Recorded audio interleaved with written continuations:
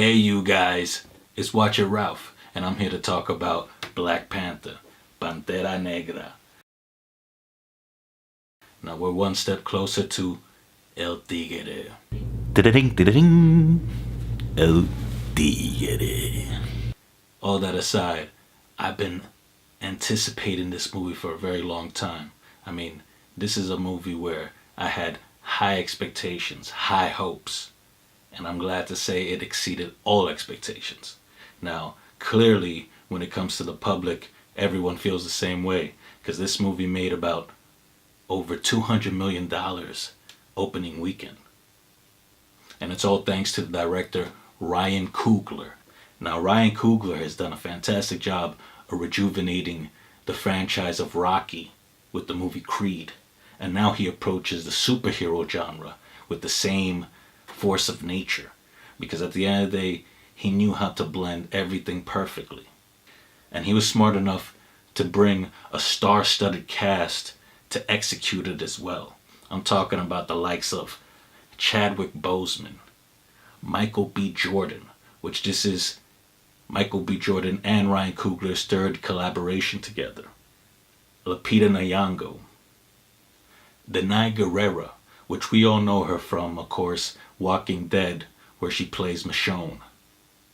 Daniel Kaluuya, which of course we know him from Get Out or Black Mirror.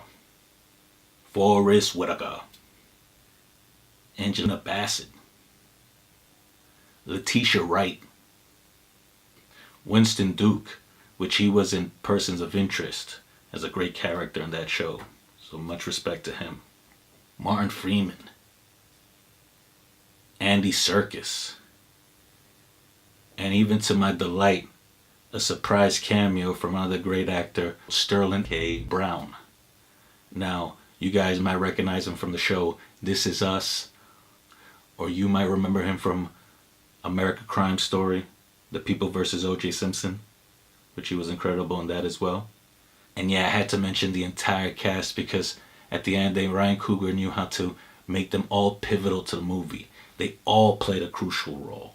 And he understood how to balance every element, whether it was the action, where I'm going to tell you right now, this was probably some of the best action in the MCU. I'm putting it up with the likes of Captain America Winter Soldier. And then if we're talking about the drama, there were moments where without a doubt I admit I got emotional. And he knew how to just add the right sense of melodrama in the movie. And trust me, someone that watches telenovelas, I know what pure melodrama looks like. And then when it comes to the comedy, I mean, to be honest, the last few MCU movies have had this emphasis on turning every scene on its head. So everything always turns into the punchline of the joke. But in this movie, it felt a lot more natural because instead of the whole scene revolving around that, it was just a character making a funny line at the end of the day. And it was perfect. I'll admit there were a few characters that were pretty funny. But there was one in particular that was hilarious. And I don't want to give away who that is because I want you guys to see it for yourself. So check out the spoiler review if you want to know who was the funniest character probably in almost all the MCU. Even when it came to the science fiction, the technological side was incredible. I mean, it all made sense. It was all plausible. Then he knew how to blend it in perfectly with the spiritual element. So there was the technological and the spiritual. And he knew how to make it a perfect balance. Where at the end of the day, he kept all the elements from the comic book, which made me so happy to see the fact that it still connected the same way. Realized that he had to introduce this entire world to the audience. And he did such an incredible job. I mean, the landscape. Even though this is a fictional section of Africa. I mean, come on now. It was beautiful. Me being Dominican, I acknowledge that my culture, music, even the drum line, everything comes from Africa. And it was beautiful to see this landscape. I mean, it made me proud as a POC. And to see this world just come to life, it was something to marvel at. Pun intended.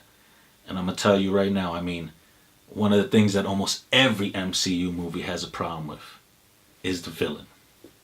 And I'm so happy to say that this movie thrived when it came to the villains. And I say villains. I don't want to give away anything more. You can check out the spoiler review for more details when it comes to that. This movie is almost perfection. I mean, I know I'm going to see it at least 3 times before it leaves the movie theaters. And that's why I have to give it.